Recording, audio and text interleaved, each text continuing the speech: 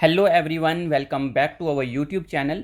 Female supervisor का जो syllabus है हम पूरा कवर कर चुके हैं। जितने भी टॉपिक्स हैं वहाँ पर नेक्स्ट हम एमसीक्यूज़ करेंगे। 6 यूनिट्स हैं तो हर एक यूनिट से यहाँ पर 100 एमसीक्यूज़ हम लेकर के आए हैं। उसके बाद जो है डिफरेंट टॉपिक्स के ऊपर भी हम टॉपिक वाइज एमसीक्यूज़ जो है वो भी करेंगे। यहाँ पर क्योंकि हम पूरा सिलेबस कवर कर चुके हैं डिटेल में, तो अगर आपको उसके नोट्स चाहिए तो आप इस व्हाट्सएप नंबर के ऊपर जो है वो मैसेज कर सकते हैं। पूरे जो एग्ज़ाम ओरिएंटेड तरीके से जो है नोट्स बनाए गए हैं। आपको उसमें जो है पूरा स्पेशलाइजेशन का जो पोर्शन है, उसके अलावा जो जीएस वाला, कंप्यूटर रीजनिंग, साइंस वाला पूरा पोर्शन जो है उसके नोट्स जो है वो आपको प्रोवाइड कर दिए जाएंगे। आप उसके लिए व्हाट्सएप जो है हमें कर सकते हैं। उसके अलावा डिफरेंट जो एमसीक्यूज़ हैं उसकी अगर आपको पीडीएफ चाहिए तो वो भी वहाँ पर आपको जो है वो मिल जाएगी। उसके अलावा हम नेक्स्ट जो है टॉपिक वाइज एमसीक्यूज़ भी लाएंगे।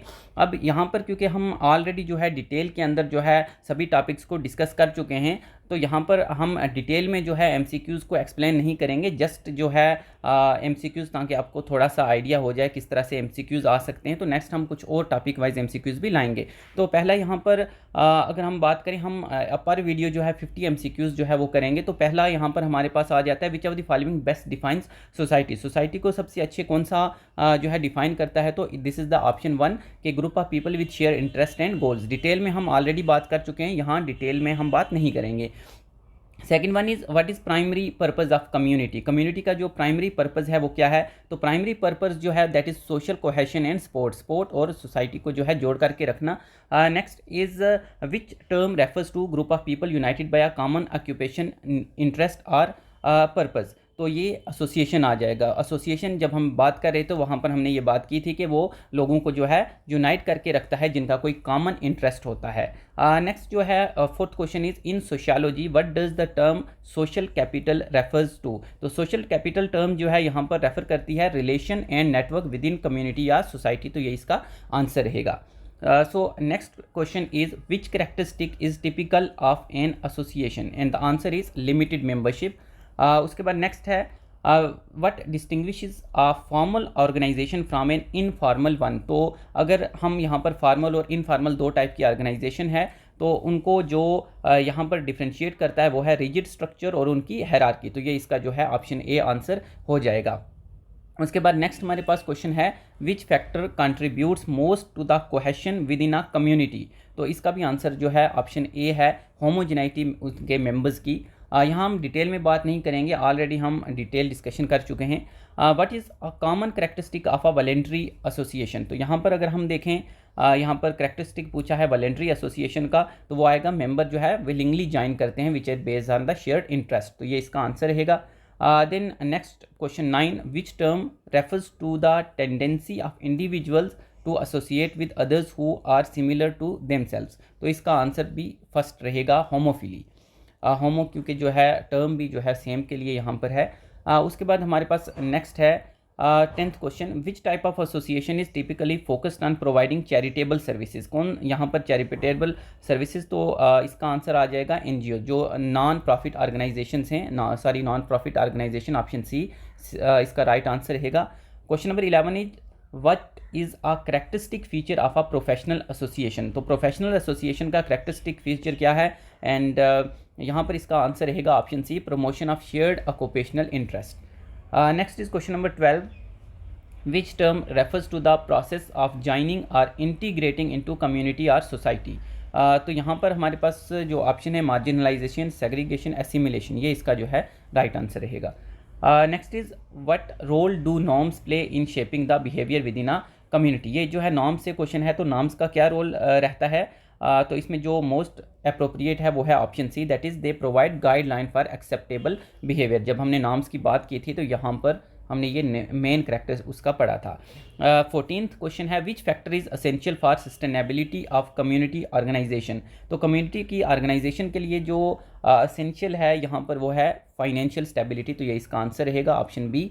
Next is question number 15, what distinguishes a social club from other type of association.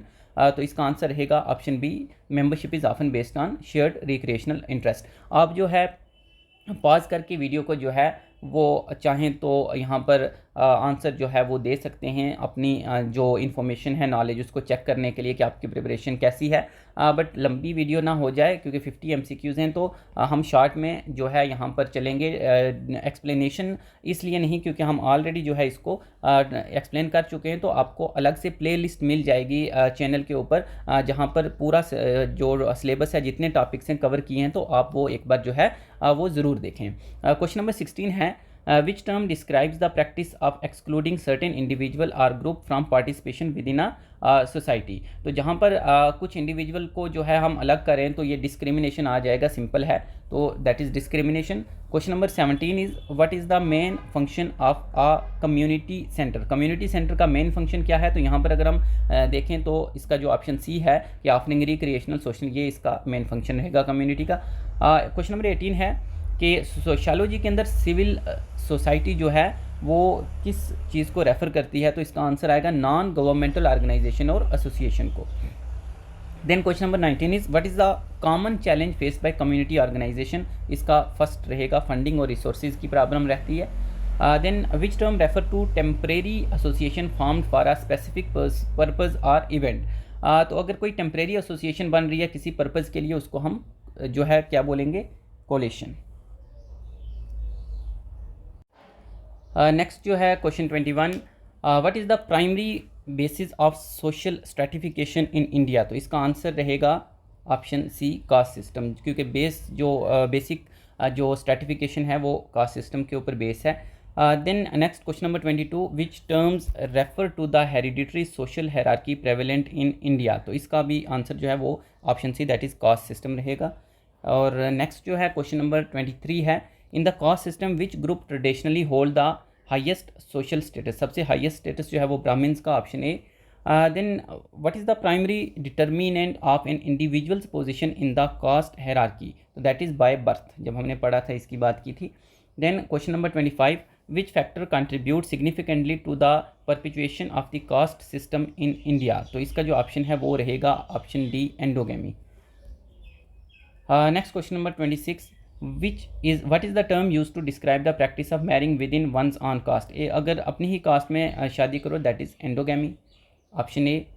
Then question number 27, in India what role does the reservation system play in addressing caste based इन इक्वालिटीज़। तो इसका रहेगा option B, कि ये affirmative action जो है marginalise cast के लिए प्रोवाइड करता है। क्वेश्चन नंबर 28 है कि which social reformer played significant role in challenging the caste system in India. तो इसका जो आंसर है वो है BR अम्बेडकर, जो है उन्होंने काफ़ी इंपॉर्टेंट रोल जो है प्ले किया था। देन हमारे पास 29 क्वेश्चन आ जाता है, what is the primary determinant of an individual position in the class system. तो इसका जो आंसर है वो रहेगा ऑक्यूपेशन एंड इनकम। जैसे हमने वहाँ पर बात की थी जो कास्ट है वहाँ पर हमने कहा था कि बर्थ या हायरार्की की, और यहाँ पर जो क्लास है इसमें ऑक्यूपेशन और इनकम का रहता है। Question number 30, in India which class is typically associated with ownership of land and business. तो यहाँ पर जो अपर क्लास है वो इसका आंसर रहेगा option A.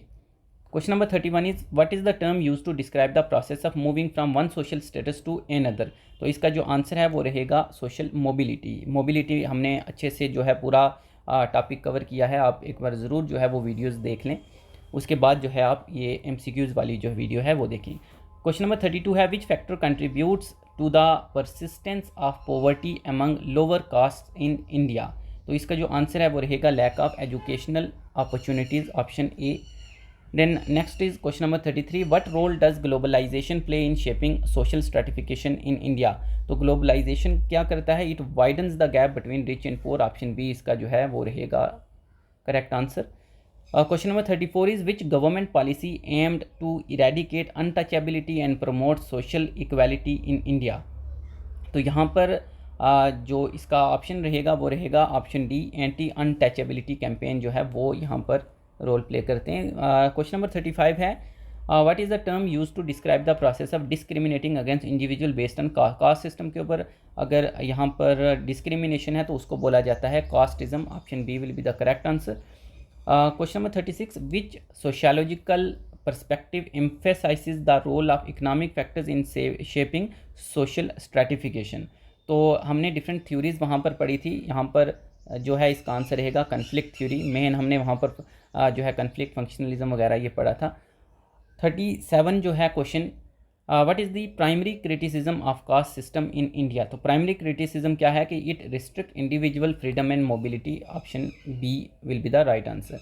Question number 38, which caste group is often subjected to social discrimination and exclusion in India. इसका answer रह जाएगा जो दलित्स हैं। Then question number 39, main factor contributing to the persistence of caste based inequality in modern India. तो यहाँ पर हमारे पास जो 4 ऑप्शन हैं, इनमें से ऑप्शन डी इसका जो है सोशल कंजर्वेटिज्म रहेगा। क्वेश्चन नंबर 40 है, which term refers to the process of individuals acquiring the beliefs and value of their social class. तो यहाँ पर इस प्रोसेस को हम बोलते हैं सोशलाइजेशन। तो सोशलाइजेशन की डेफिनेशंस में ये जो है आ जाता है, हमारे पास डिटेल में हम बात कर चुके हैं, आप ज़रूर जो है वो वीडियोस एक बार देख लें। Question number 41, what are the shared expectations and rules of behaviour that guide members of society. तो ये नॉर्म्स हैं, नॉर्म्स की ये डेफिनेशन है, जब हमने बात की थी तो ये हम नॉर्म्स को इस तरह से डिफ़ाइन करते हैं। उसके बाद हमारे पास नेक्स्ट क्वेश्चन नंबर 42 है कि which term refers to the beliefs and principles that a society holds in high regard. तो ये वैल्यूज़ हैं, वैल्यूज़ की ही डेफिनेशन के अंदर जो है ये आ जाता है। नॉर्म्स, वैल्यूज़ ये हम अच्छे से पढ़ चुके हैं। 43 क्वेश्चन है कि सोशियोलॉजी में what are informal rules that govern everyday behaviour and customs. तो उनको हम क्या बोलते हैं, फोक वेज। तो ये फोक वेज को डिफ़ाइन करते हैं। आपको सिंपल एमसीक्यूज़ इस तरह से पूछे जा सकते हैं, जैसे हमने डिफरेंट वहाँ पर जो टर्म्स पढ़ी थी, फोक वेज हो गया, मोर्स हो गया, या उसके अलावा जो हमने यहाँ पर बाकी टर्म्स पढ़ी थी, तो आपको सिंपल डेफिनेशन जो है वो आ सकती हैं और 4 ऑप्शन दिए जाएंगे। यहाँ पर नेक्स्ट क्वेश्चन है, what is the term use to describe widely accepted standard of behaviour. तो वाइडली एक्सेप्टेड स्टैंडर्ड हैं तो उसको हम नॉर्म्स बोलते हैं, ऊपर भी हमने किया था। तो नॉर्म्स के लिए जो डिफरेंट डेफिनेशन है, तो यहाँ पर ये नेक्स्ट हमारे पास आ जाता है क्वेश्चन 45 के which of the following is an example of folk way. तो फोक वे की एक एग्जांपल तो ये है, that is shaking hand when greeting someone. तो क्योंकि अगर आपको यहाँ पर डेफिनेशन पता होगी तो अगर कोई भी एग्जांपल है तो वो आप इजीली जो है कर पाओगे। तो इस तरह से डिफरेंट एग्जांपल जो है किसी की भी आपसे पूछी जा सकती है। क्वेश्चन नंबर 46 है कि what distinguish mores from folkways, के दोनों किस तरह से डिफरेंट हैं। तो ये हम ऑलरेडी बात हम कर चुके हैं। तो ये डिफरेंट कैसे हैं, तो इसका ऑप्शन डी रहेगा कि मोर्स जो है they are considered essential to societal wellbeing, जबकि फोकवेज जो है वो उतने ज़्यादा सिग्निफिकेंट नहीं होते जितने मोर्स होते हैं।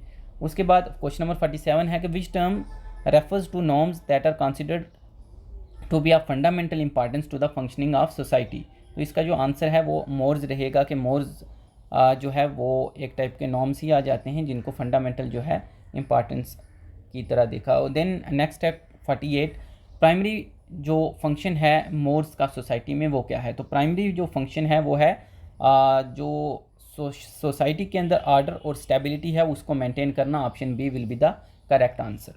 देन 49 क्वेश्चन हमारे पास है, इनमें से जो एग्जांपल है मोर की वो कौन सी है। तो रिस्पेक्टिंग वंस एल्डर्स, तो ये जो है एग्जांपल आ जाएगी इसमें। देन हमारे पास लास्ट आज के लेक्चर का जो क्वेश्चन है 50, हर यूनिट से हम यहाँ पर जो है वो 100 MCQs जो है वो करेंगे। तो हर लेक्चर में हम 50 MCQs जो है वो लेकर के करेंगे। तो यहाँ पर जो हमारे पास नेक्स्ट है दैट इज़ क्वेश्चन नंबर 50,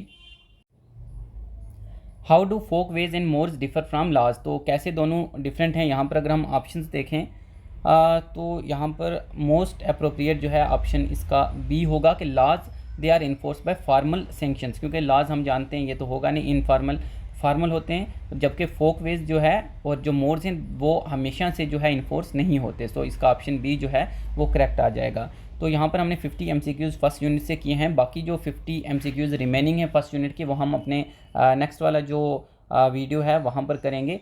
तो यहाँ पर हमने इनको जो है एकदम से जो है किया है, कोई एक्सप्लेनेशन नहीं किया क्योंकि हम ऑलरेडी अच्छे से टॉपिक्स को कवर कर चुके हैं। तो अगर आपने नहीं देखा तो आपको जो है प्लेलिस्ट जो है वो मिल जाएगी वहाँ पर चैनल में जाकर के, जहाँ पर जितने भी टॉपिक्स हमने कवर किए हैं आपको जो है पूरा वहाँ पर जो है एक ऑर्डर के अंदर मिल जाएंगे। तो आप वहाँ पर जो है ज़रूर एक बार देखें, और अगर आपको नोट्स चाहिए उनके या PDF चाहिए आपको तो आप जो है इस नंबर के ऊपर व्हाट्सएप कर सकते हैं। आपको जितने भी PDF हैं, चाहे वो स्पेशलाइजेशन वाला पोर्शन हो या बाकी GS वाला पोर्शन है, उसके अलावा अगर आपको MCQs जो हैं उसकी भी PDF चाहिए तो वो आपको इस नंबर के ऊपर मिल जाएगी।